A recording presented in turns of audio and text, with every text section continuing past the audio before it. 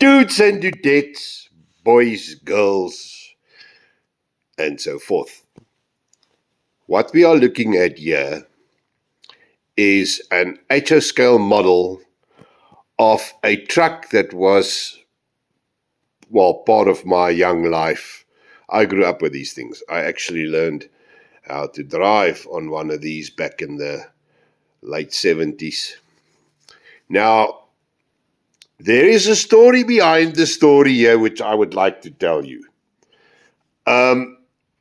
Because we're doing the large scale stuff now, and you can see the size of an HO as opposed to a 1 in 24 scale,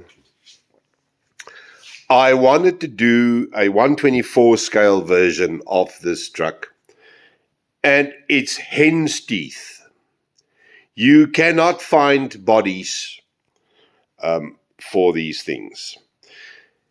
So eventually I got hold of Kerry Poynton. It's a guy in Tasmania, Australia, which is the other side of the world from here. And then I went, and this is what it looks like when you start building a truck. You scavenge parts from other trucks, and they're expensive, these things. And all these parts that's left over here, well, I'll use some of it still.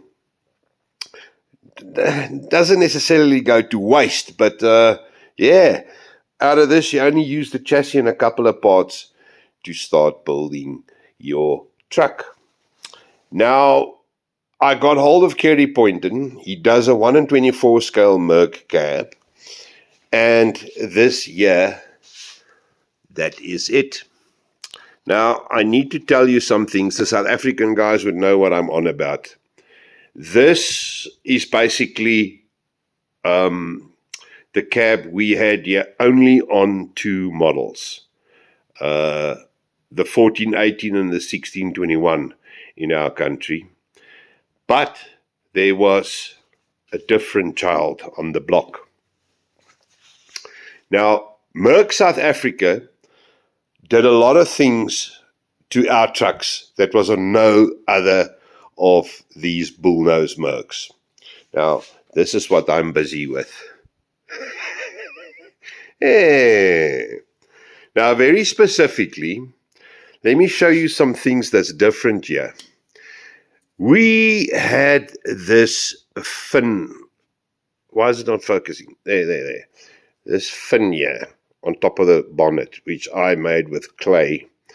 And that needs a little bit of finishing off still. But okay, it is done, and that's the way it looked. And then here by us, we never had that specific bumper. Now, this model, there is a story behind the story. This truck was called a 1928.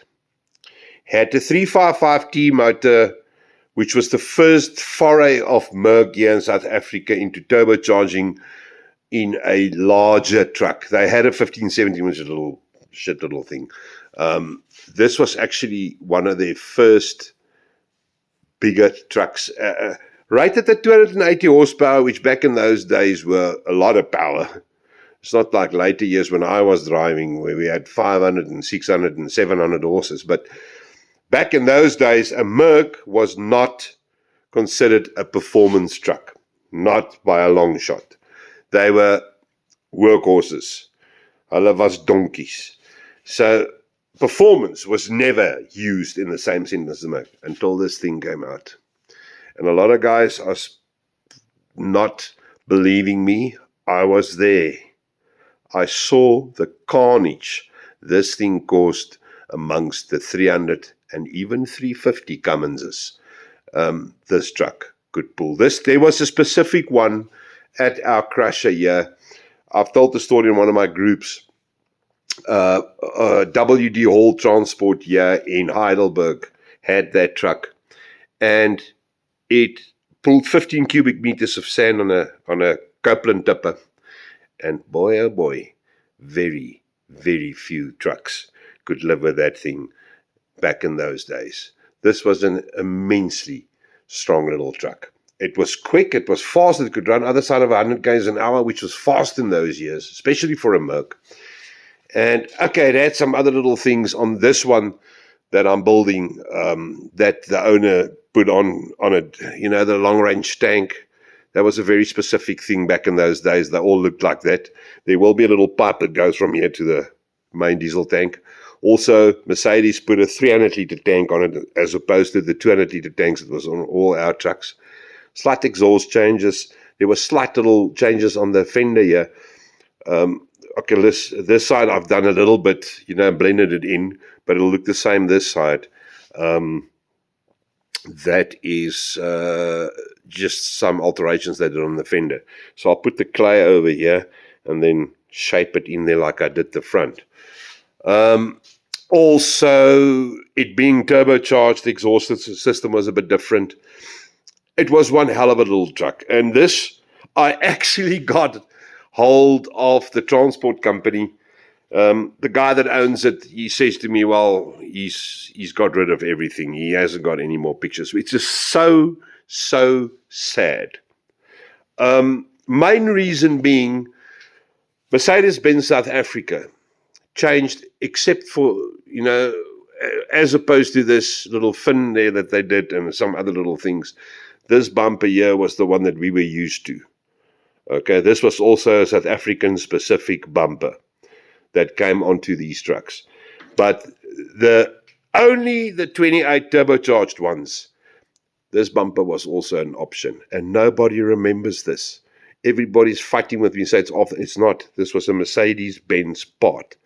If anybody watches this video and you have pictures of this truck with this bumper, either in 1928 or 2628 form, please contact me and I would buy the pictures from you if need be, because they were extremely rare, which is half the reason why I'm building this specific one, because legendary as it was, it seems to be forgotten, which is so sad. All right, then there's other little small things that's all lying here in little bags and stuff that Kerry doesn't provide you. There's obviously this wasn't in the. I had to do this with a Dremel, which was hell of a scary. But there's a door handle there. There's a little marker light at the top here, and it took us 3 days to get the indicator. This is now just on there with some press stick, but to get that shape right. Was also, it needs to be a little bit lower. It was right in the middle of the grill. So that's also little custom things we had to make for it. The interiors are very nice. That's the typical Merc dashboard. Now this I will do last. The seats are here as well, exactly as I remember them. There's the seats. I'll just clean them up and then paint them and put them in there. There's the little instrument cluster. So I'll make decals for this. Do the buttons and stuff.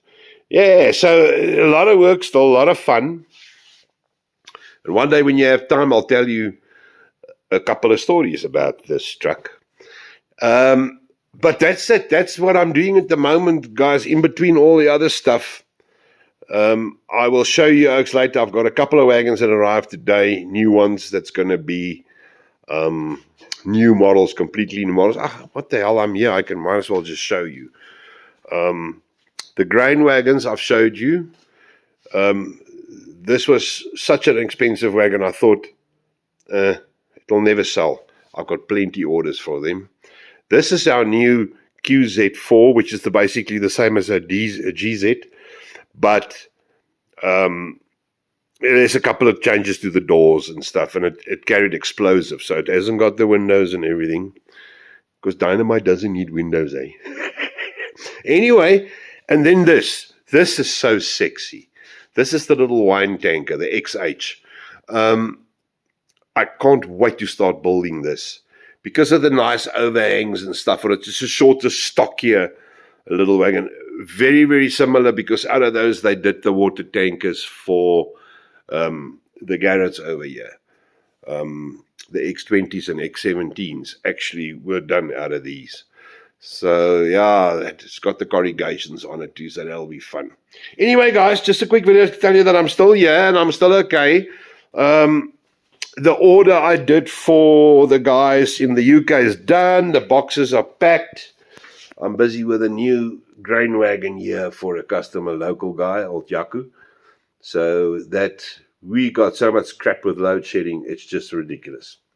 So, yeah, in between, this is why it's off, it's bloody midnight now. But I work while I have power. Welcome to Africa. So, guys, that's what's going on. So, soon, I'm going to build a tipper, 15 cubic meter Copeland tipper for this one, if I can remember what it looked like. You know, I had a photo of this thing that's just gone. I don't know where it is. So I'm working from memory here. But this truck made such an impression on me as a young boy that I drew this thing. I was quite handy with a pencil back in the day. I drew this thing probably about 40 times, eh? And you know, it's the funniest thing. When I started putting it together, I found my dad, came here, I said to him, "Here, Pa, look at this thing, can you remember?" And he was like, "Yeah, I can remember." And all the memories just came flooding back. I remember BZZ640T, which was the registration number of this specific truck. It had a little rotation light at the top and an aerial. That I'll do out of the kits there. Just a shout out to Kerry Poynton. Very, very nice cabs.